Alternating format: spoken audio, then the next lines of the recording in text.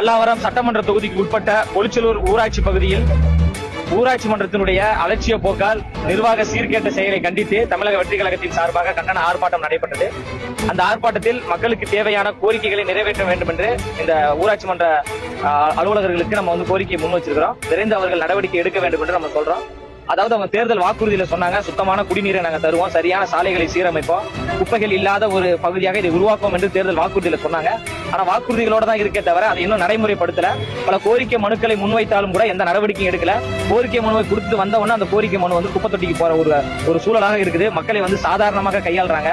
அதாவது ஒரு மக்களாட்சி அப்படின்னு சொல்றாங்க, ஆனா மக்களாட்சி நடக்கல, ஒரு மன்னராட்சி தான் நடந்து கொண்டிருக்கு. மக்களை மதிப்பதில்லை, மக்களுடைய குறைகளை காது கொடுத்து கேட்காத ஒரு அலட்சிய போக்கு நடைபெற்று கொண்டிருக்கு. அந்த செயலை கண்டித்து தலைவர் தளபதியினுடைய அறிவுறுத்தலின்படி, பொதுச்செயலாளருடைய ஆலோசனைப்படி மக்கள் திரள் ஆர்ப்பாட்டத்தை முன்னெடுத்திருக்கிறோம். எங்களுடைய கோரிக்கைகளை அவங்க சரி செய்யவில்லை என்றால் மிகப்பெரிய அளவுல ஊராட்சி மன்ற அலுவலகத்தில் உள்ளிருப்பு போராட்டத்தை நாங்கள் முன்வை